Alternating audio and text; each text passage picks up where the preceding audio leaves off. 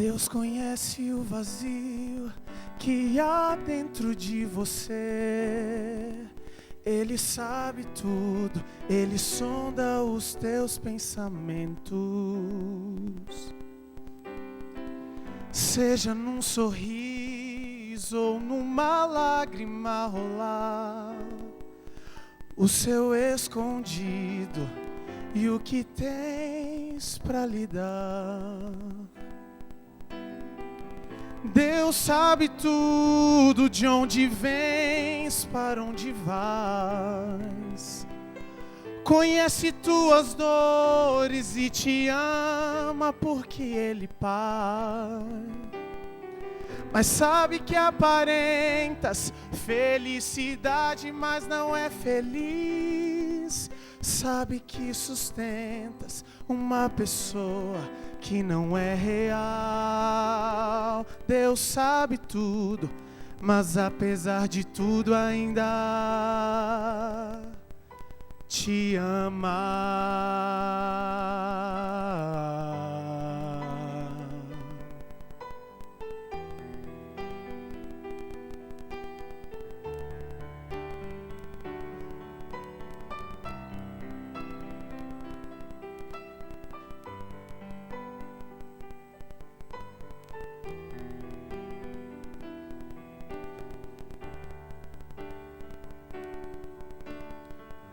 Deus conhece o vazio que há dentro de você.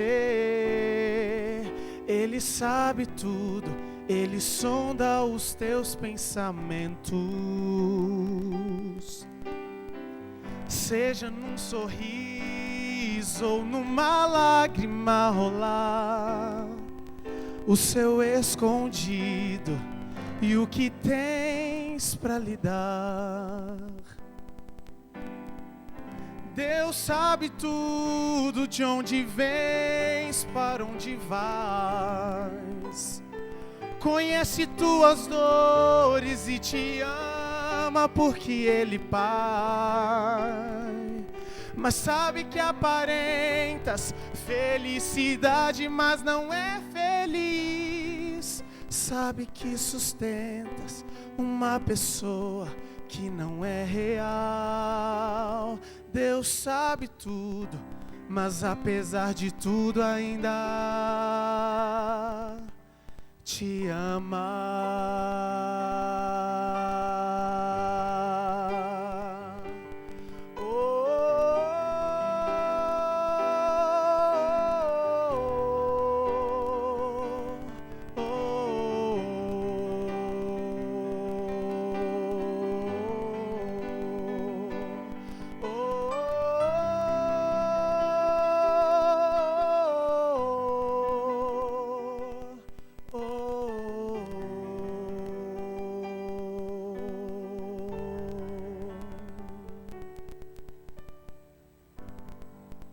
Amém.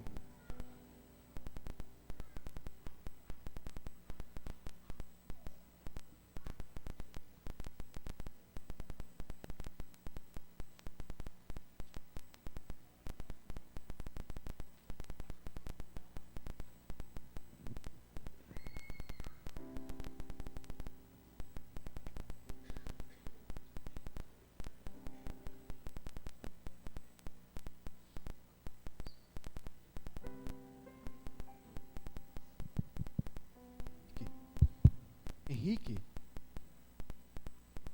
você está paralisado espiritualmente.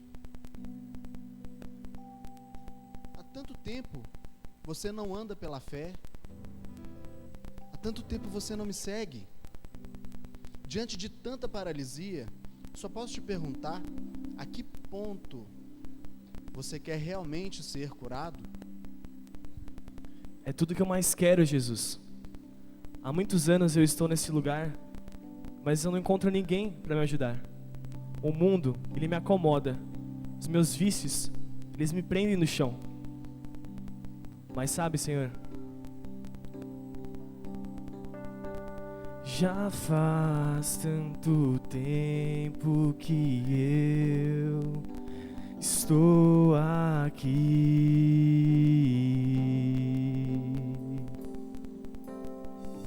esperando alguém pra me ajudar a descer as águas que se movem.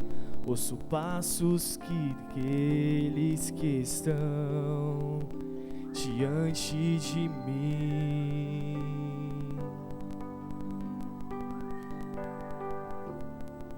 Ouço vozes que dizem que não vou conseguir. E eu não vou desistir enquanto as águas não se moverem. Não vou sair daqui. Eu vou persistir enquanto as águas não se moverem. Não vou sair daqui.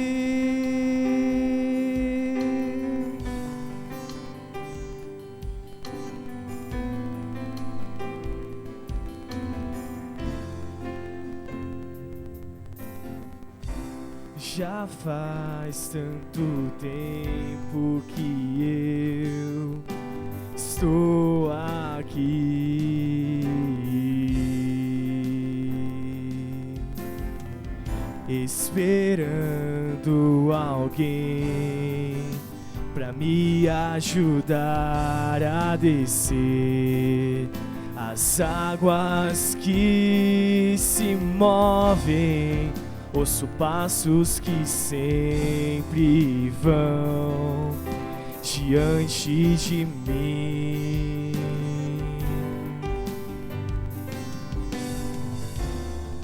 Ouço vozes que dizem que não vou conseguir. E eu não vou desistir enquanto as águas não se moverem. Não vou sair daqui. Eu vou persistir enquanto as águas não se moverem. Não vou sair daqui. Eu não vou desistir enquanto as águas não se moverem. Não vou sair daqui. Eu vou persistir enquanto as águas não se moverem. Não vou sair daqui. Eu não vou desistir enquanto as águas não se moverem. Não vou sair daqui. Eu vou persistir enquanto as águas não se moverem. Não vou sair daqui.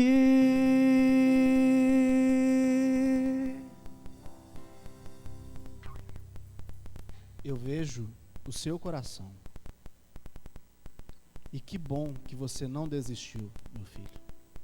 Porque eu nunca desisti de você. Então venha, levanta e anda, porque hoje a sua fé te curou. Venha, porque hoje a sua fé fez as águas se moverem na sua vida.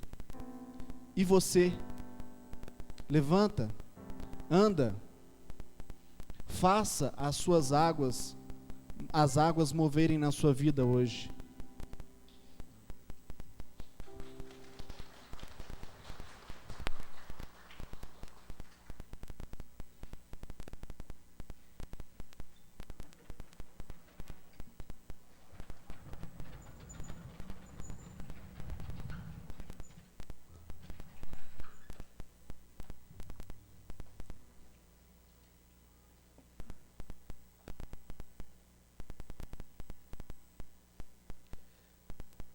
Bom dia a todos. Que bom, né? Nos encontrarmos na presença de Deus para ouvirmos Deus falar conosco, se comunicar e fazer seus milagres em nós do mesmo jeito que Ele tem feito do mesmo jeito que Ele fez no passado, como na história que foi apresentada agora pelo grupo de ensinação da igreja. Nós estamos numa série de estudos da Palavra de Deus. E esta série tem como título Incomparável. Nós temos defendido a tese de que Jesus é um ser incomparável. A sua forma de ser, a sua existência, os seus atos, tudo que ele fez com que a história dele ficasse gravado no curso da humanidade.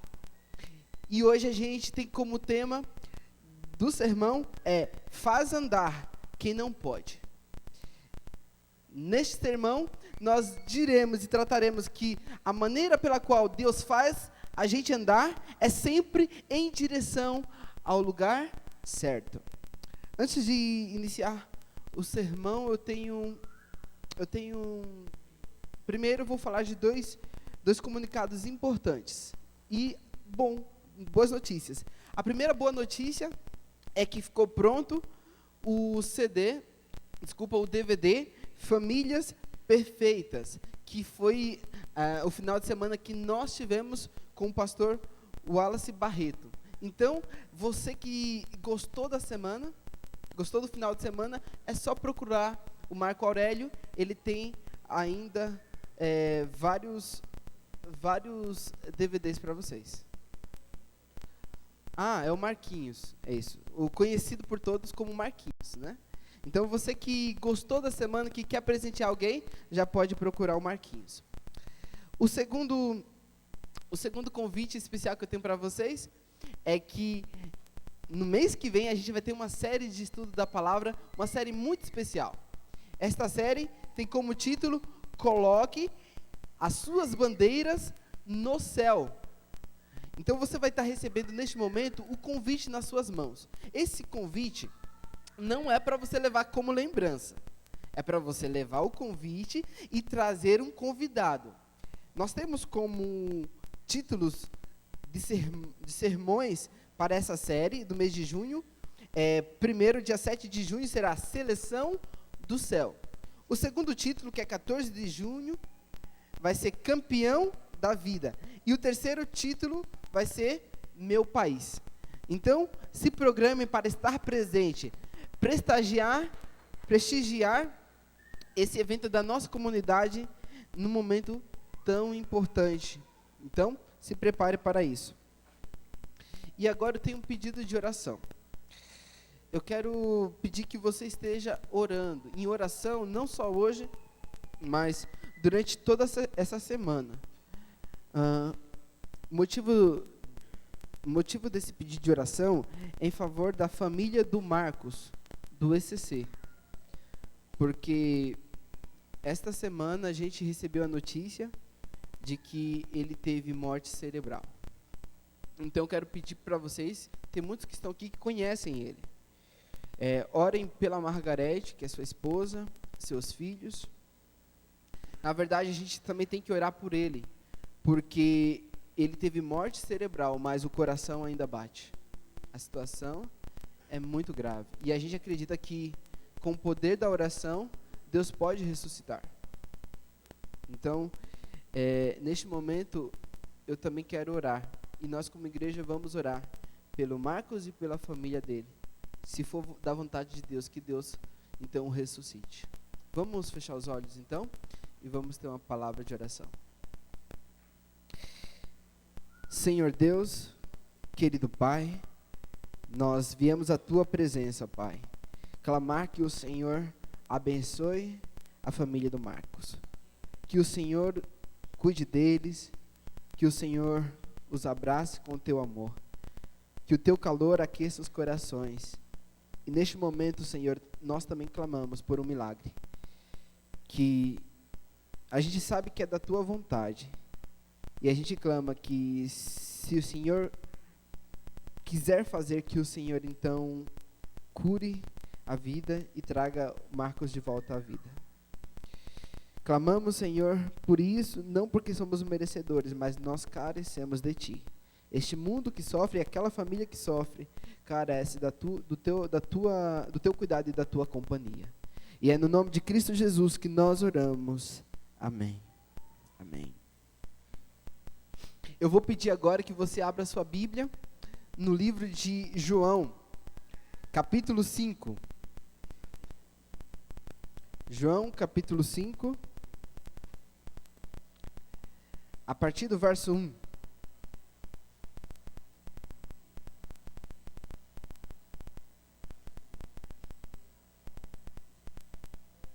João, capítulo 5, a partir do verso 1. Recapitulando apenas aquilo que a gente estudou nos sermões anteriores. Primeiro, Jesus, não temos dúvidas que Jesus é um ser incomparável. Jesus, ele se tornou incomparável por tamanho amor e sacrifício em nosso favor. O objetivo de Jesus é transformar os seres humanos também à semelhança dele, incomparável. E o primeiro ato que Jesus fez foi conceder visão ao ser humano que precisa conhecer o caminho para a salvação. Jesus, ele concede visão a cada um que vem diante da sua presença, clamando pelo Senhor. O segundo ato que Jesus faz, a gente vai tirar a lição a partir do verso 1 do capítulo 5 de João, que diz assim: passadas essas coisas, havia uma festa dos judeus, e Jesus subiu para Jerusalém. Aqui, nós vemos que apresenta que apenas haveria uma festa dos judeus. Não diz que festa era essa. Os pais da igreja, os primeiros a escrever sobre esse assunto, eles mencionavam duas festas que talvez tivesse acontecido. Primeiramente seria Páscoa, ou então Pentecoste. Essas duas festas eram festas que comumente vinha muita gente para Jerusalém. O contexto da história, tudo que é apresentado aqui indica que seja a festa da Páscoa. Jesus, como judeu, ele comemorava essas festividades. E por isso, então, ele vai para Jerusalém. Entenda que Jerusalém não era o lugar que Jesus morava. Foram poucas as vezes que Jesus subiu a Jerusalém. Mas a cada vez que Jesus subiu a Jerusalém, aconteceu um ato intenso. Jerusalém era uma cidade cercada por um muro. Dentro de Jerusalém morava aproximadamente 25 mil habitantes.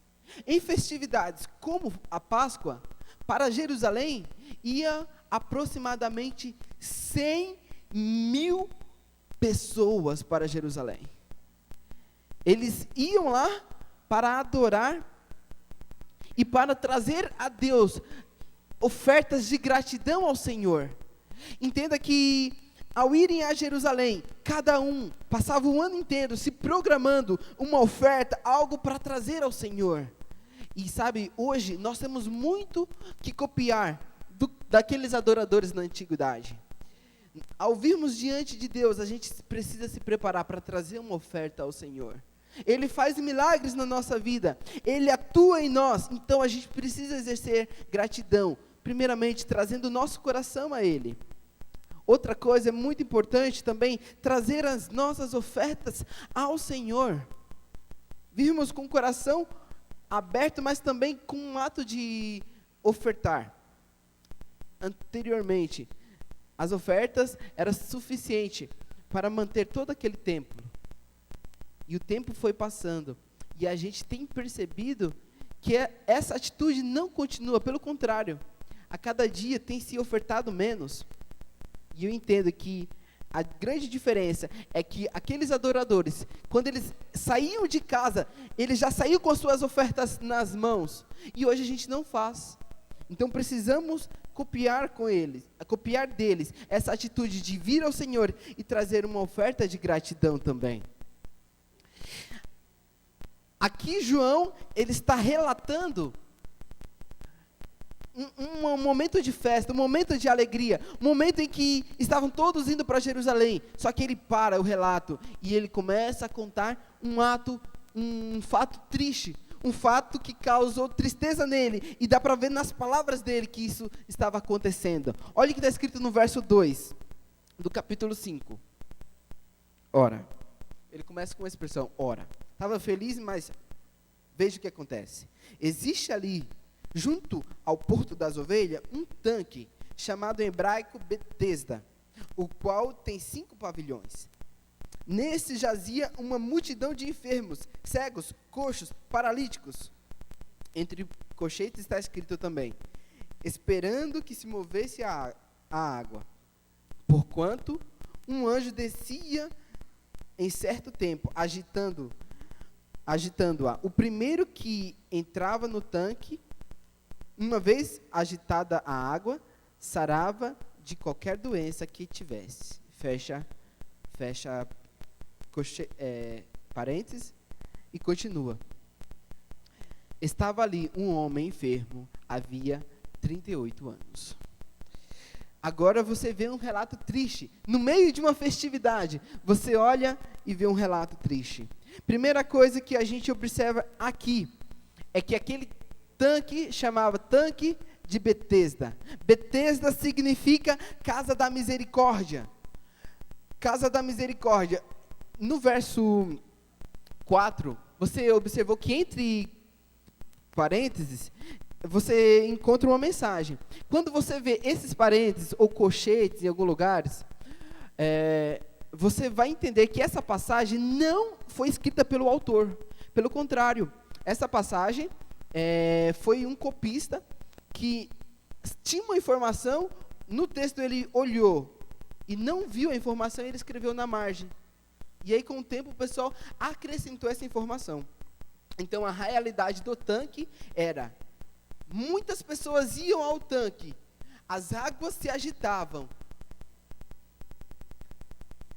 mas a cura e o milagre, isso daí não é comprovado. João não fala que havia milagre ali naquele tanque.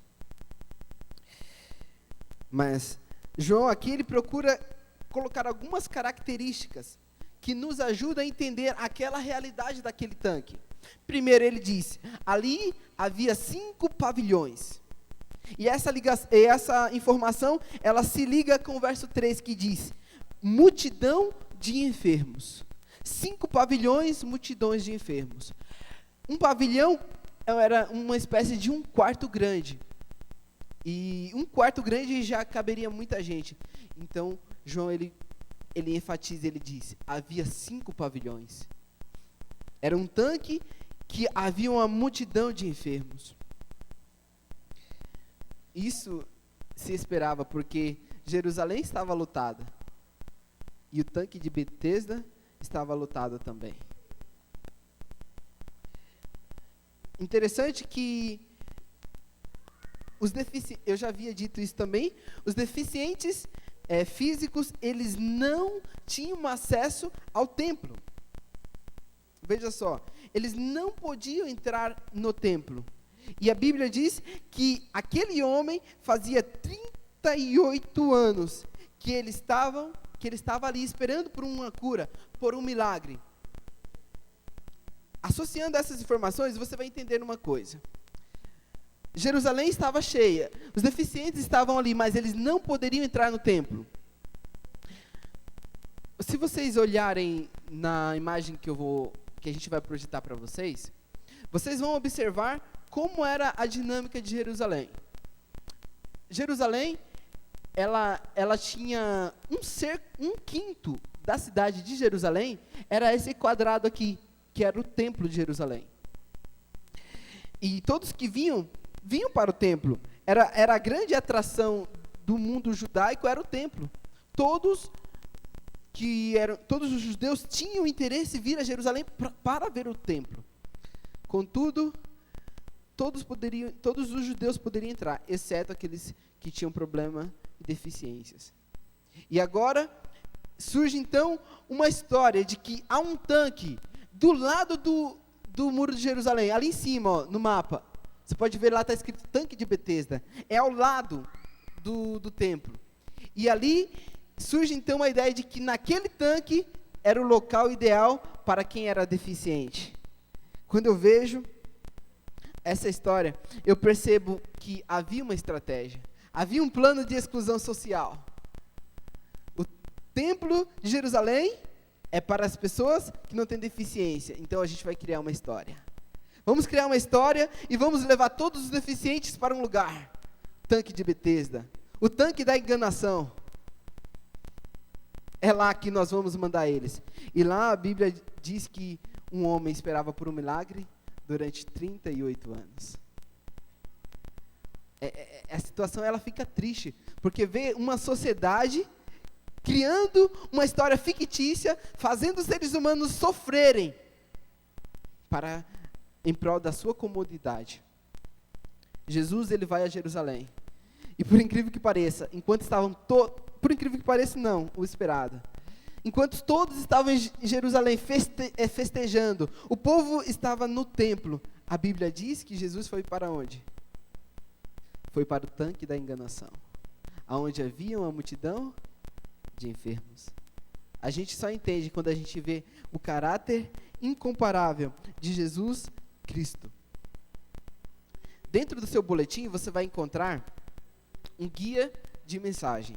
Neste guia de mensagem, você vai poder preencher a primeira frase, que diz: com esta cura, Jesus apresentou o sistema enganoso que aquela sociedade apoiava.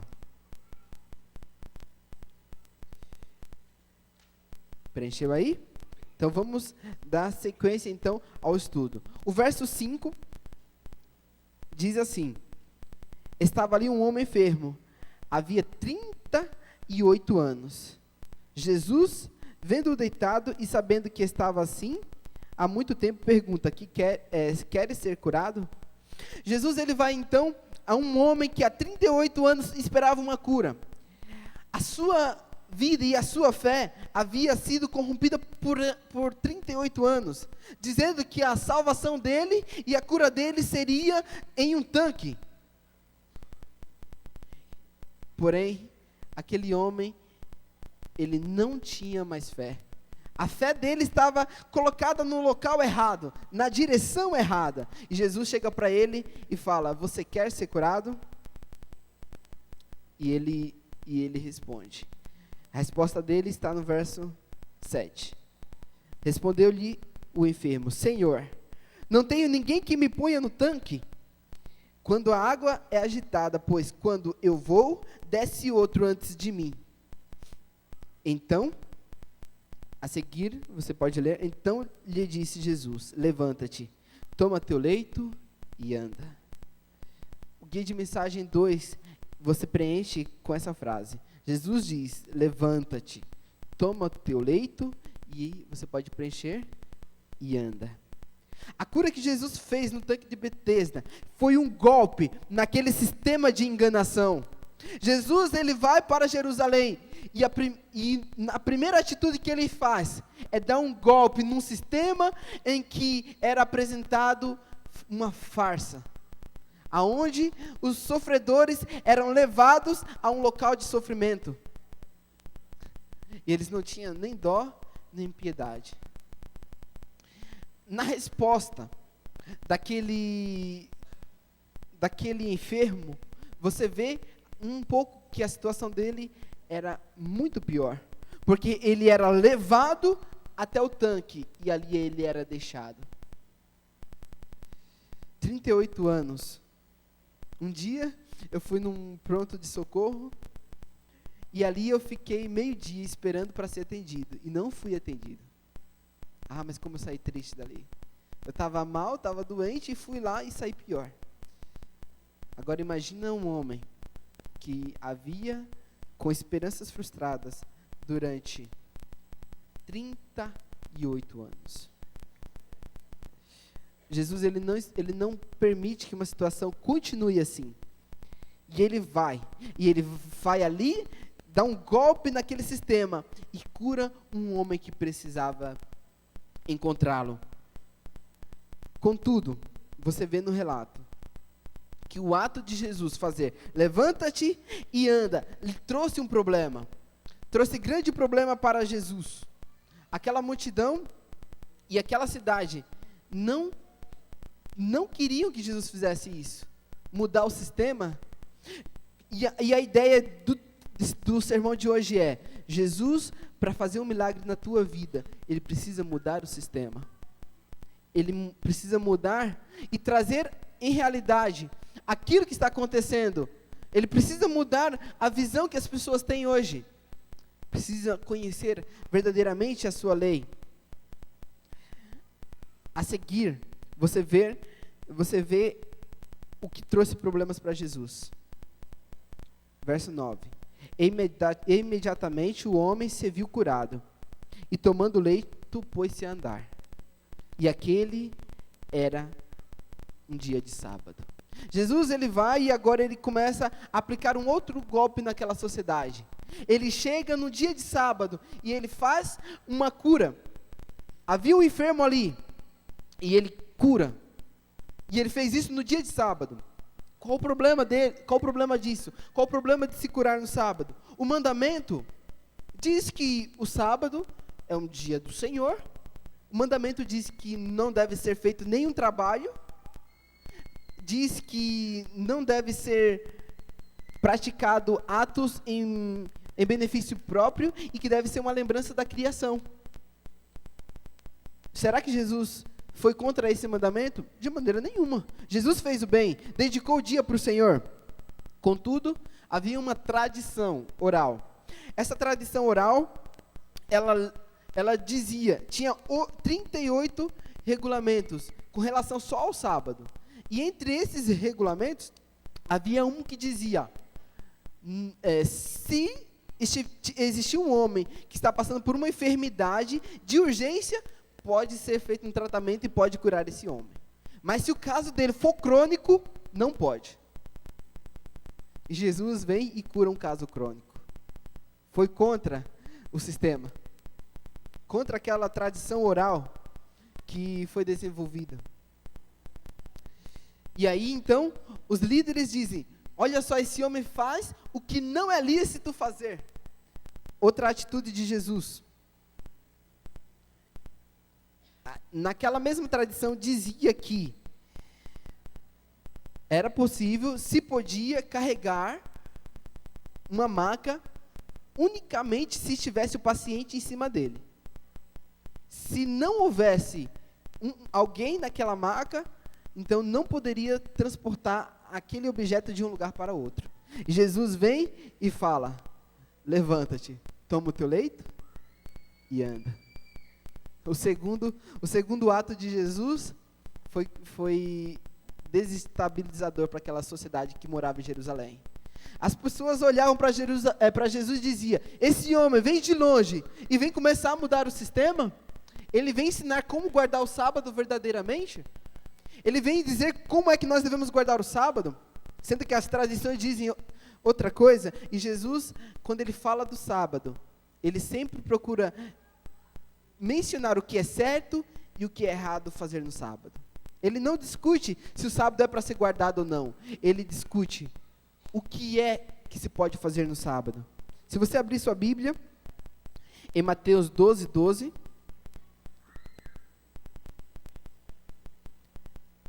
Mateus 12:12.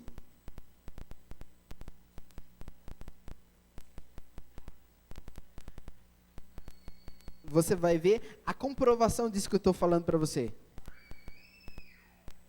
Ele diz, após fazer uma cura, Jesus fala, ora, quanto mais vale um homem que uma ovelha, logo é lícito nos sábados fazer o bem. Jesus está discutindo o que é lícito e o que é ilícito, o que é certo e o que não é certo fazer no sábado, o que a lei permite fazer no sábado e o que a lei não permite. Isso Jesus discutia muitas vezes. Com isso, chega à conclusão de que Jesus estava completamente convicto que o sábado era para ser guardado, mas não daquela maneira com que as pessoas o guardavam. E ao chegarem em Jerusalém, Ele faz uma cura no sábado, para que todos entendam qual é realmente o propósito do sábado. Esse ato de Jesus lhe trouxe perseguição. O guia de mensagem 3, você já pode preencher, e o 4 também. No 3, você encontra a seguinte frase: e imediatamente o homem pôs-se a andar, e aquele dia era o sábado. E o 4 é assim: agora que estáis curados, não peques mais. Vamos então ler agora uma passagem fundamental para a cura daquele homem. Está no verso 14. Mais tarde, Jesus o encontra no templo. Ele disse: olha que estás curados, não peques mais, para que não te suceda coisa pior. A Bíblia diz que aquele homem estava no templo. E por que é que ele foi para o templo? Porque era o seu sonho. Desde cedo ele queria conhecer o templo, mas era de vedado entrar no templo por causa do seu problema. Aquela sociedade impedia e falava que aquele homem era um pecador, não deixando que ele entrasse no templo para ter um encontro com o Senhor. E isso acontece nessa sociedade também. Muitos dizem: você tem um problema que você não pode ir à presença do Senhor.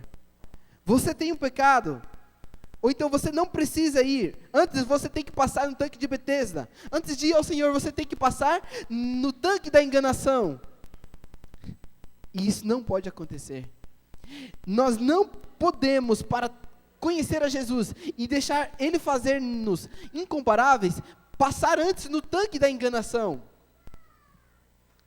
O estudo da palavra, o conhecimento de Deus faz necessário. Essa comunidade se preocupa com isso.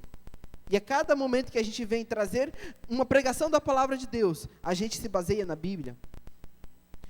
Às 16 horas, hoje, nós temos uma classe de estudos. Essa classe se chama Classe Novo Tempo. E essa classe, ela tem essa preocupação. Dizer para você e dizer para mim qual é a vontade de Deus. E também nos alertar contra os enganos que a sociedade oferece. Aqueles que querem se tornar incomparáveis, se tornar semelhantes a Cristo Jesus, não devem passar pelo tanque da enganação. E aquele homem, havia 38 anos que estava ali. Mas Jesus encontra com ele e o cura, e o transforma, e muda a sua vida. E o passo seguinte dele foi para o templo. Ele entendeu que ele não precisava mais passar pelo engano para poder entrar no templo. E Jesus, mais uma vez, vai ao encontro daquele homem. E ao chegar diante dele, lá dentro do templo, ele disse: eu tenho mais uma coisa para dizer para você. Mais uma coisa você precisa saber. Agora que você está curado, não peques mais. Não peques mais. Com relação ao pecado, Jesus falou algumas vezes. A primeira informação que ele apresentou a respeito de pecado, a gente encontra em 1 João. Então abra sua Bíblia em 1 João, capítulo 3, verso 4.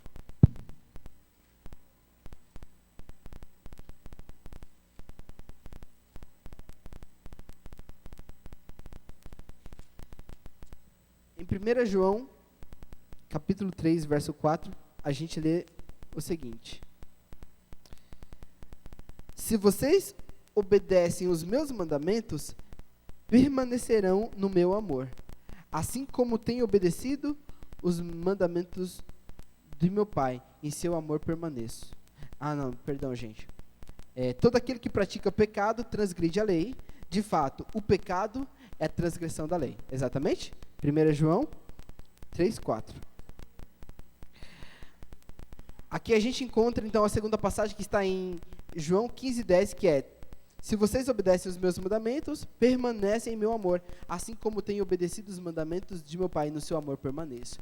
Com relação a pecado, Jesus, ele deixa claro: pecado é quando a gente transgride a lei. E ele chega para aquele homem e diz: você não deve cometer pecado, não deve transgredir a lei. E ele continua: a lei está ligada com o amor, porque aquele que obedece à lei permanece no amor de Deus.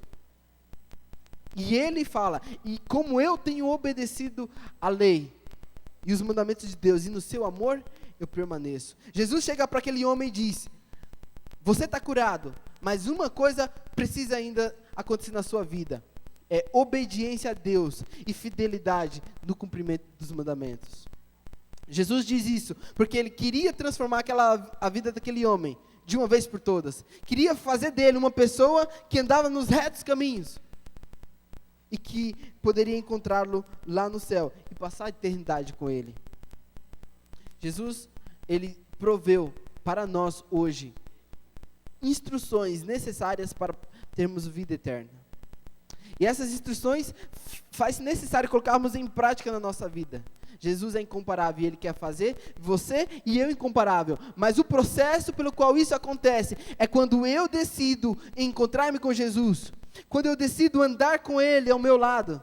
Quando eu decido que eu vou receber as instruções que Ele está pedindo que eu faça e coloque em prática.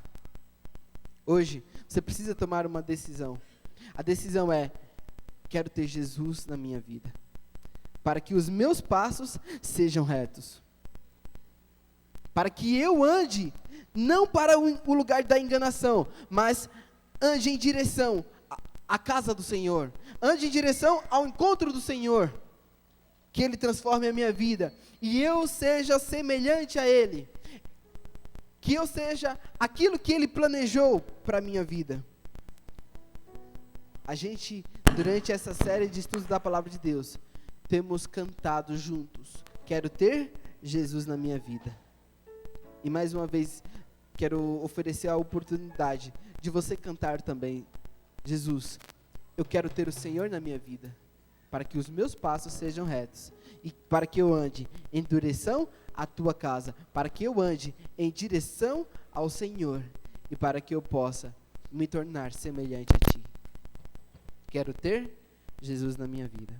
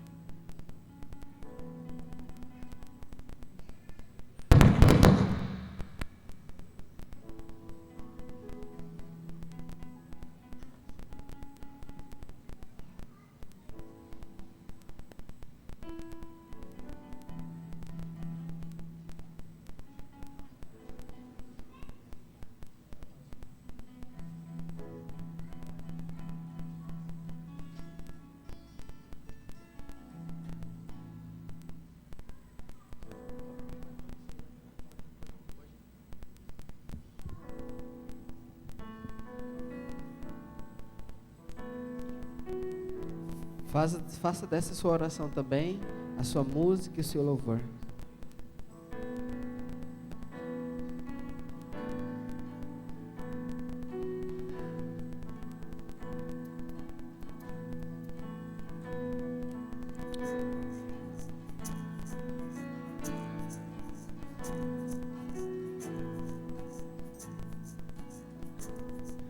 Quero ter Jesus na minha vida, para que meus atos sejam puros. Quero ter o amor que vem de Cristo a guiar meus passos inseguros. Só Jesus mostrou com sua vida que Ele tem poder e amor pra dar. Nosso ser depende da sua graça. Com Jesus vivemos para amar. Nosso ser depende da sua graça. Com Jesus vivemos para amar.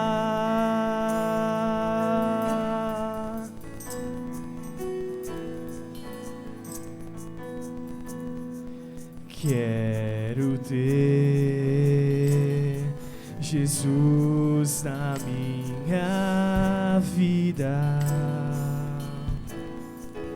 como Pai, guiando os meus passos. Quero a paz que vem da liberdade,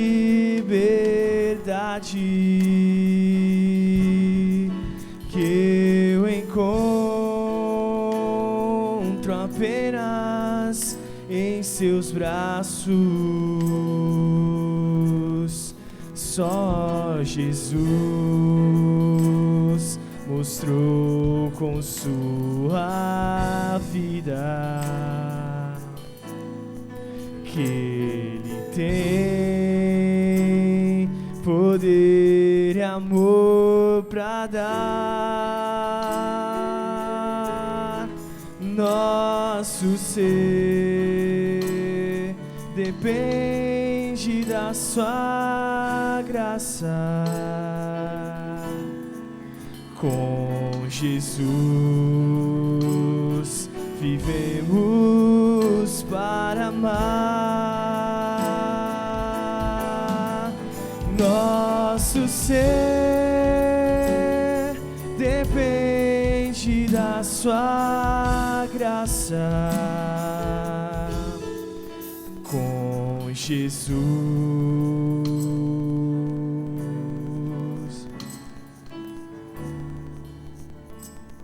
vivemos para amar.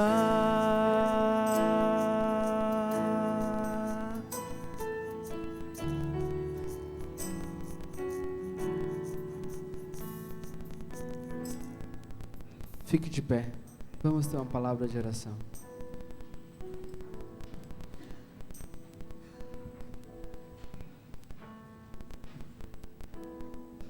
Incomparável Jesus, a gente vem agora,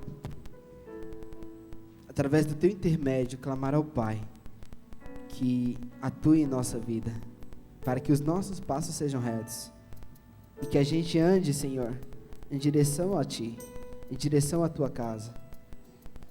Senhor Deus, enquanto vivemos em um mundo que tem apresentado muitas enganações, tem apresentado muitos erros, a gente quer andar com Cristo Jesus, porque sabemos que ao andar com Ele os nossos passos serão retos. Obrigado porque o Senhor nos amou a ponto de dar o seu Filho, e Ele veio aqui e se entregou por nós, para nos dar vida e vida em abundância. Querido Deus, nós queremos neste momento clamar por essa comunidade, para cada adorador que veio à Tua presença. Senhor Deus, o abrace com Teu Espírito Santo. Cuida dele, Senhor, e o guie, para que ele possa dar passos seguidos de passos até chegar a Canaã celestial, e aonde nós poderemos morar eternamente com Cristo Jesus, nosso Senhor e Salvador. E é no nome de Cristo Jesus que nós oramos. Amém.